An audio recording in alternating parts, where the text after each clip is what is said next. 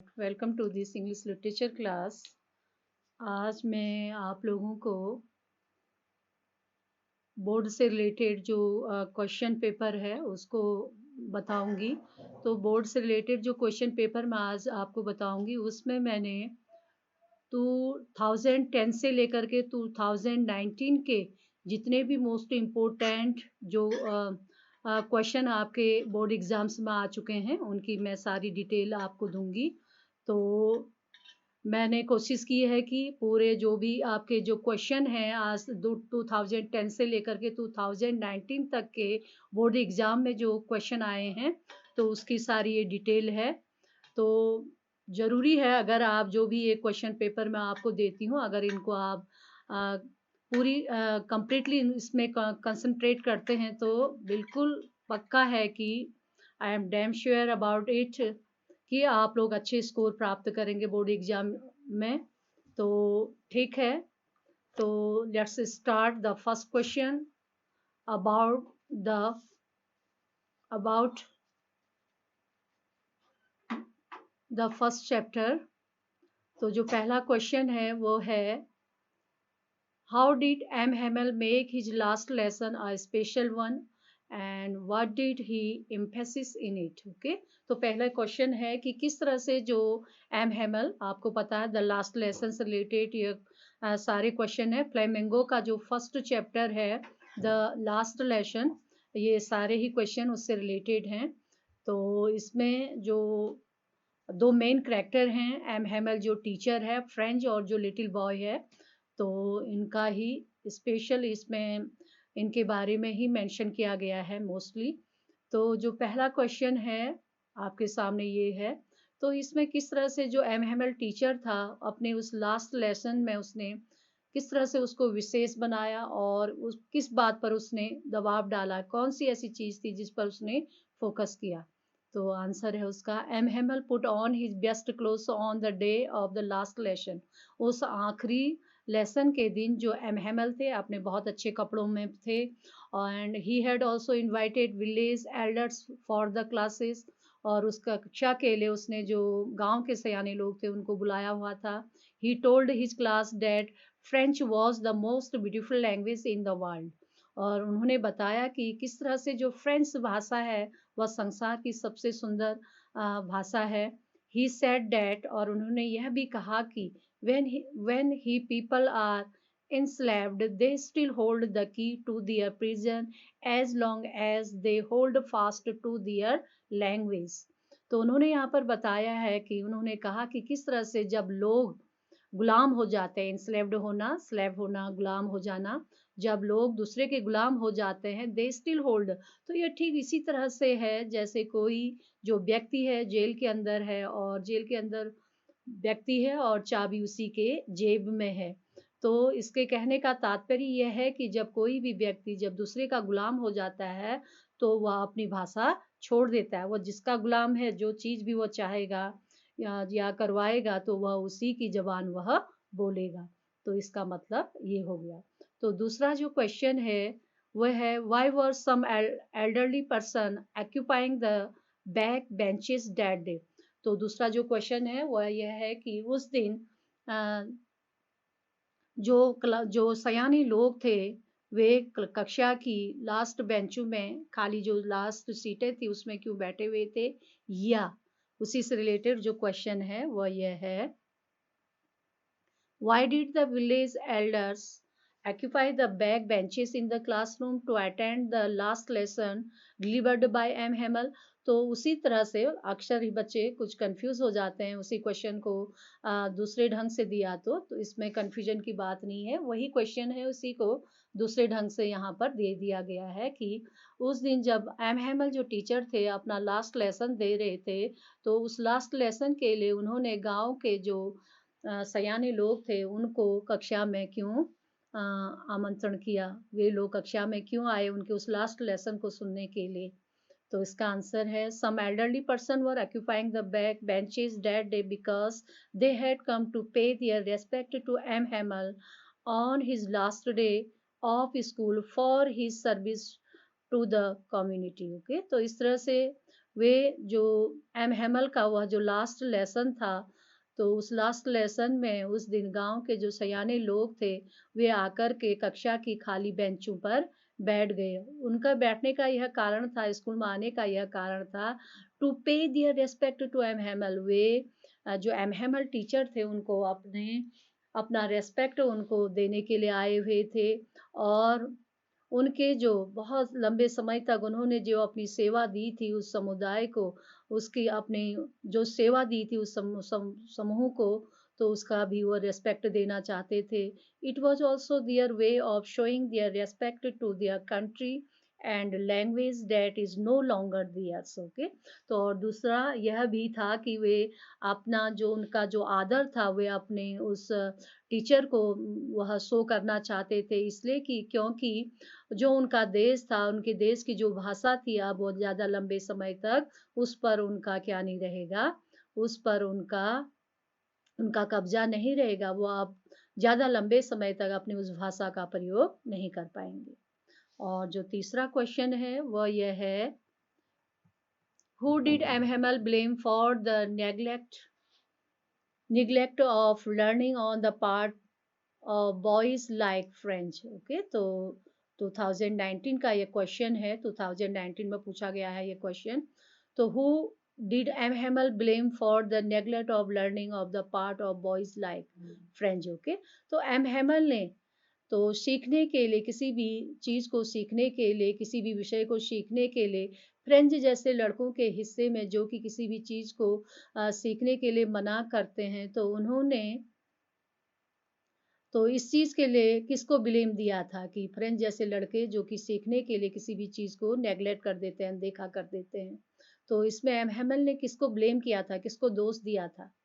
तो इसका आंसर है, M Hamel blamed the parents of the boys who were anxious to put their children to work and thus have a little money, more money. Okay, तो इस तरह से इसमें M Hamel ने उनके जो फ्रेंच जैसे जो लड़के थे, उनके जो पेरेंट्स थे, उनको दोष लगाया, ब्लेम दिया कि उनके जो माता पिता थे, बच्चों को वह काम में भेजने के लिए ज़्यादा इच्छुक थे, क्योंकि वह कुछ और ज़्यादा पैसा कमा पाएँ। M Hamel also blamed himself, और जो टीचर एम हैमल था, उसने खुद को भी दोष दिया for wasting the boys time in frivolous task. Okay, तो इस तरह से उन्होंने जो उनके अपने पसंदीदा जो वर्क थे, जिनमें बच्चे अपना जो समय था उसको बर्बाद करते थे उन कार्यों में, तो उसके लिए उन्होंने, एम हैमल जो टीचर था, उसने अपने आप को भी दोष दिया। और क्वेश्चन 4 में आपका है, we have all a great deal to reproach ourselves with, said M Hamel comment. Okay, तो जो एम हैमल है, उन्होंने टिप्पणी की थी, अपने आप से भी उन्होंने टिप्पणी की थी। तो इसमें एम हैमल जो है वह अपने आप को, हम अपने खुद को भी और सभी लोगों को धिक्कारते हैं। रिप्रोच करना मीन्स कंडेम करना, तो अपने आप को भी वो धिक्कारते हैं। तो सेड एम हैमल कमेंट, तो वह क्यों कहते हैं कि हम सबको भी इस बारे में पश्चाताप है, कि जिसमें हम सभी गुनाहगार हैं। तो एम हैमल की इस बात पर टिप्पणी कीजिए, वो अपने आप को दोषी मानते हैं और धिक्कारते हैं, अपने आप को ब्लेम देते हुए, सभी लोगों को ब्लेम करते हुए। तो इस बात पर एम हैमल की टिप्पणी कीजिए। M Hamel regrets the fact that the French. Okay, तो एम हैमल जो टीचर हैं, वह जो फ्रेंच भाषा है, वह उस फ्रेंच भाषा को न समझने के कारण के लिए पश्चाताप करते हैं, in spite of pretending to be French man. और एक फ्रेंच मैन होने के नाते, बजाय इसके कि हम बहाना करते हैं, could neither speak not write their own language. और सबसे बड़ी बात यह है दुख की, कि हम एक फ्रेंच व्यक्ति होने के बावजूद भी न तो इस भाषा को हम बोल सकते हैं, और न ही इस भाषा को हम लिख सकते हैं। द फॉल्ट ले विदन देम, और इसमें सबसे बड़ी, इसके बीच में जो सबसे बड़ी जो मिस्टेक है, जो कमियां हैं, because they never really care to learn their own language. तो उन्होंने कभी इस बारे में वास्तव में परवाह ही नहीं की कि उन्हें अपनी खुद की भाषा को सीखना चाहिए।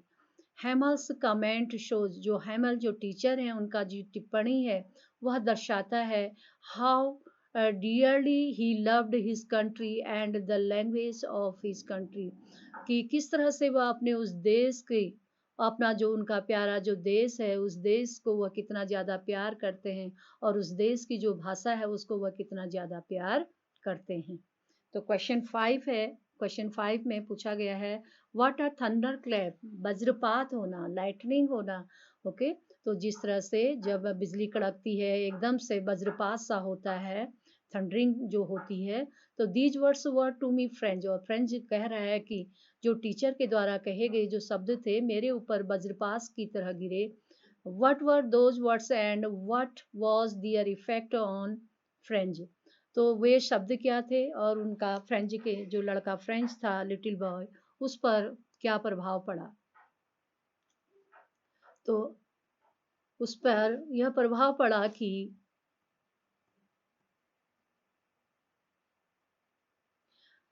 M. Hamel announced in the class that it would be his last lesson. जो एम हेमल थे उन्होंने घोषणा की थी कि कक्षा में आकर के उनका यह आखिरी लेसन है तो कक्षा में।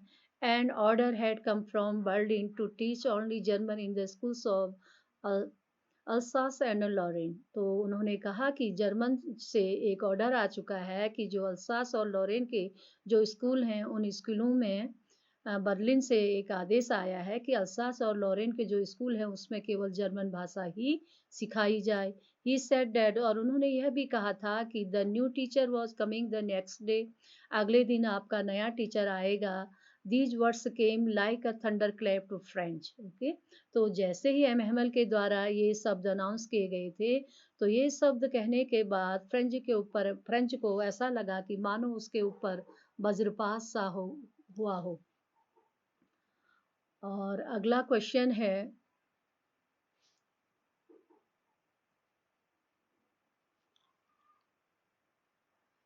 How were the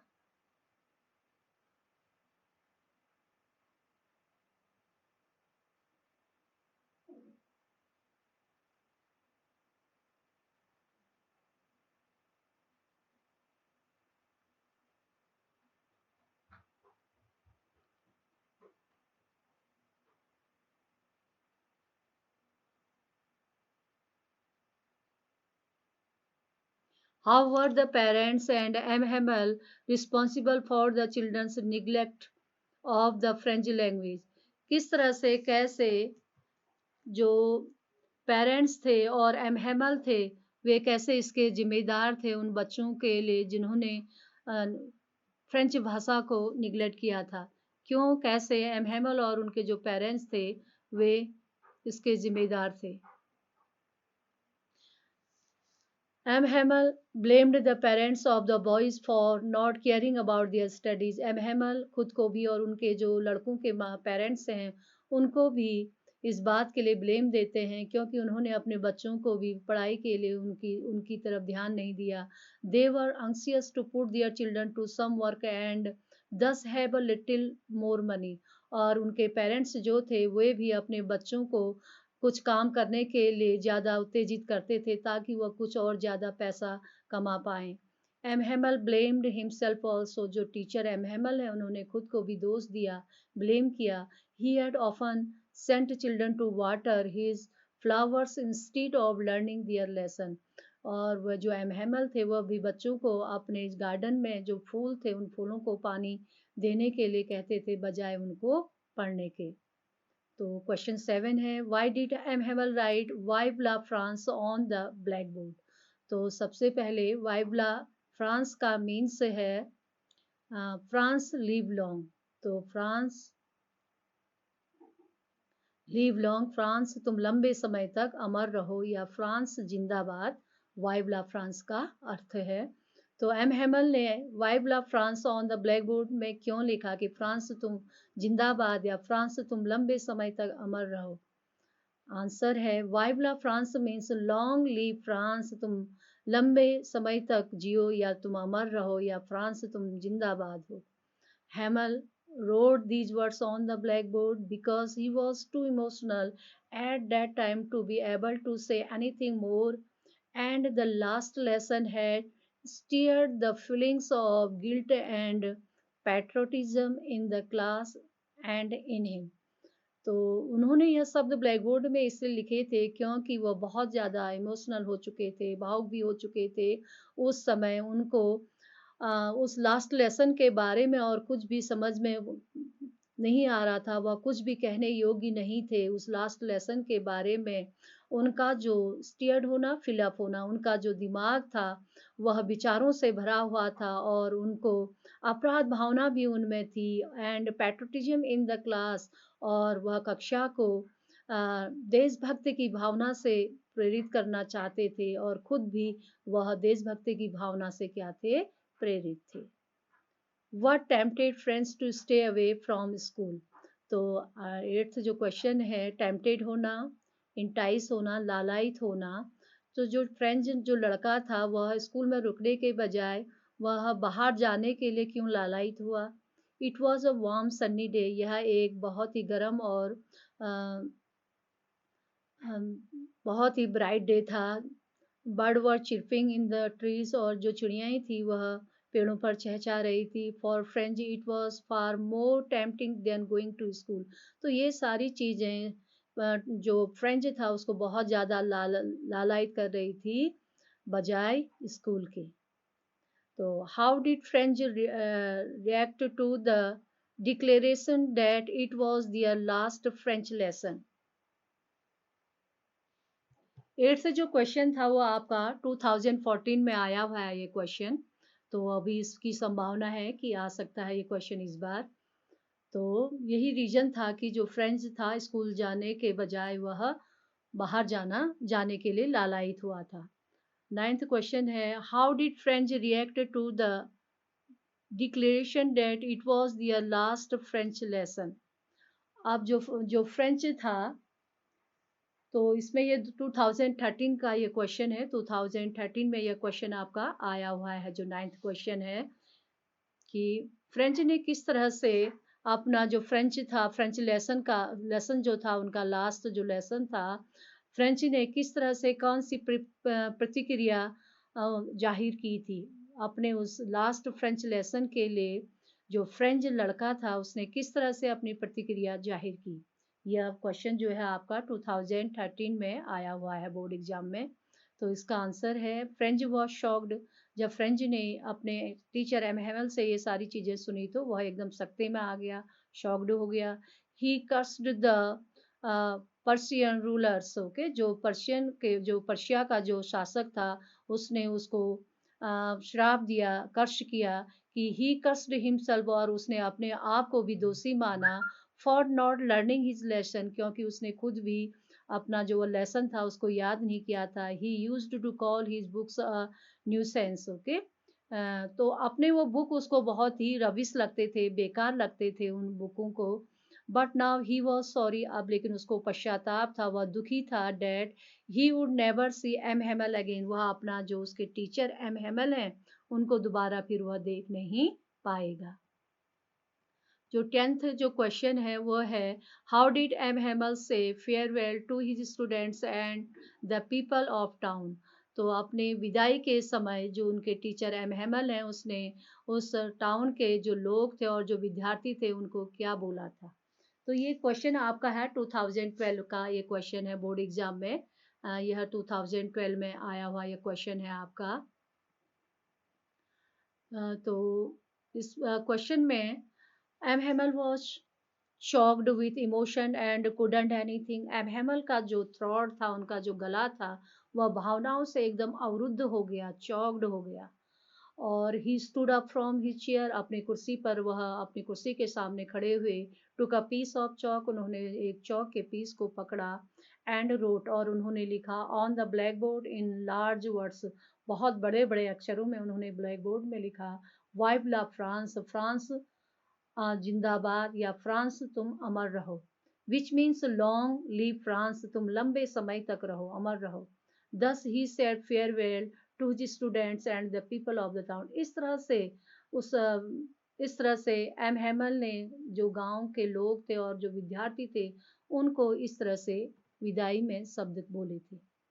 What change did the order from from because in the school. तो उस दिन के बाद जो स्कूल में, जो ऑर्डर के बाद जो स्कूल में चेंज हुआ था, तो किस तरह के स्कूल में चेंज हुए थे। तो what changes did the order, what changes did the order from Berlin है ये, तो बिकॉज आ रहा है इसमें, ये तो फ्रॉम बर्लिन है।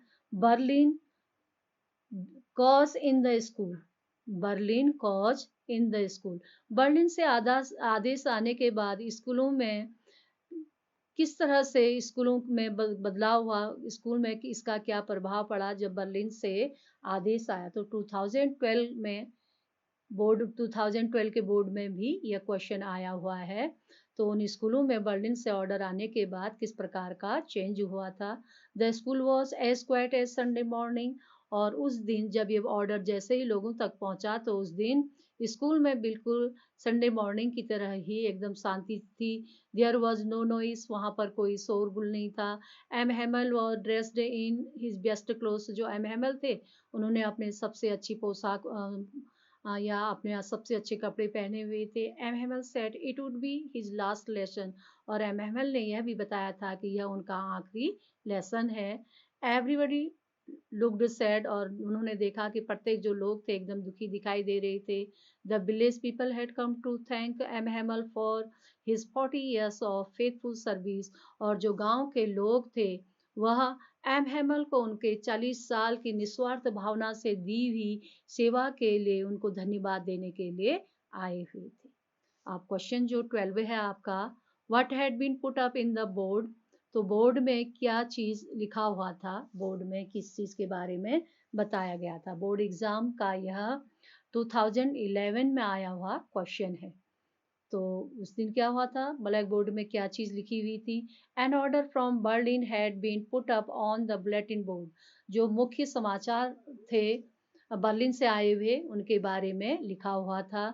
It stated It stated that only German would be taught in the school of Alsace and Lorraine, और उसमें लिखा हुआ था कि जो अल्सास और लॉरेन के जो स्कूल हैं उन स्कूलों में आप केवल जर्मन भाषा ही सिखाई जाएगी।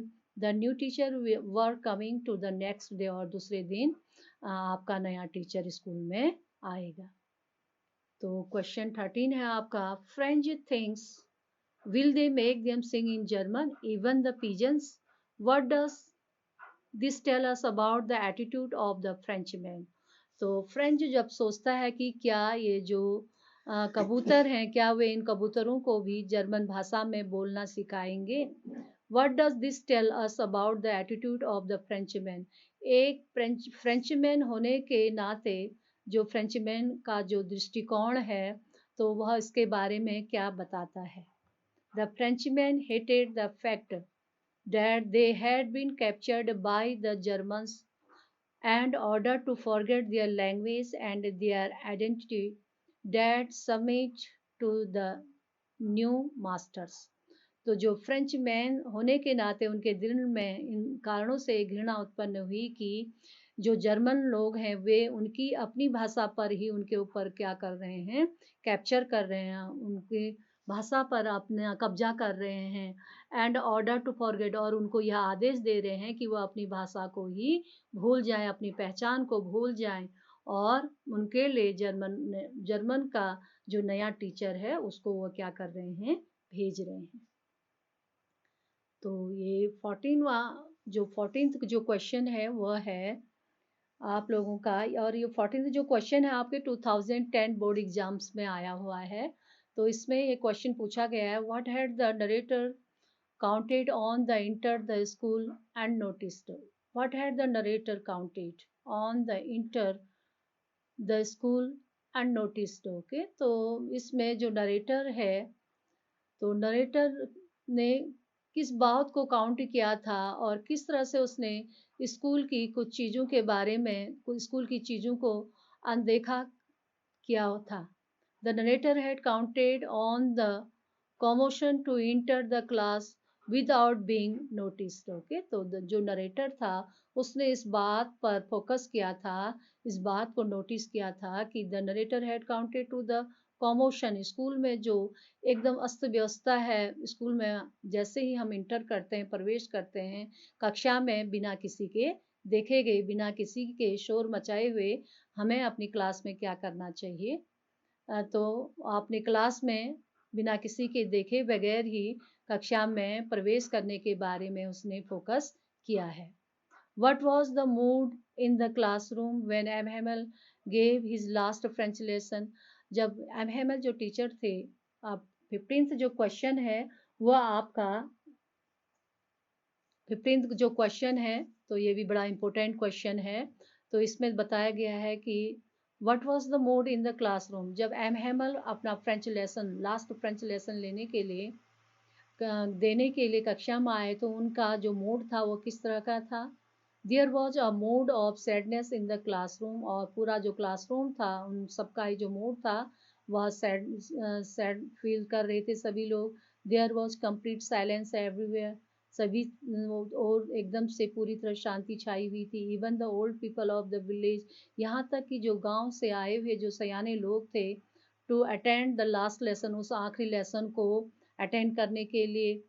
Everyone in the class listened attentively to whatever M Hamel said, और उस दिन कक्षा में सभी लोग बड़े ध्यान से उन सभी चीज़ों के बारे में ध्यान दे रहे थे जो कि एम हेमल के द्वारा बताया गया था। जो भी चीज़ एम हेमल के द्वारा बताई गई थी उस बात पर सभी लोगों ने बहुत ध्यान से उस बात को सुना था और उसमें ध्यान दिया था। तो ओके स्टूडेंट, ये सभी आप लोगों के बोर्ड से रिलेटेड क्वेश्चन हैं जो एक वंस अगेन मैं अपने शब्दों को फिर रिवाइज कर रही हूँ। 2010 से लेकर के 2019 तक के जो बोर्ड एग्ज़ाम में क्वेश्चन आए गए हैं उनकी डिटेल मैंने आपको दी है। तो ठीक है, इसमें मैं आप डिटेल आपको कुछ जो मोस्ट इम्पोर्टेंट एमसीक्यूज जो क्वेश्चन हैं रिलेटेड टू दिस लेसन, इस लेसन से रिलेटेड मैं उनकी जो डिटेल है वो आपको दे रही हूँ। ओके स्टूडेंट, अब ये सारे आपके 2 मार्क्स के जो शॉर्ट क्वेश्चन से हैं, ये इनकी डिटेल मैं फिनिश कर चुकी हूँ। तो अब मैं नेक्स्ट वीडियो में आप लोगों के जो लॉन्ग बोर्ड एग्जामिनेशन में आए हुए जो लॉन्ग क्वेश्चन हैं उनकी डिटेल आपको उस डिटेल की वीडियो में आपको दूंगी।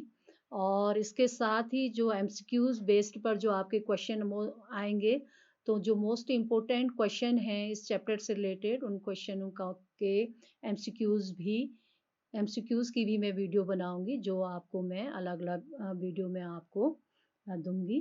Thank you.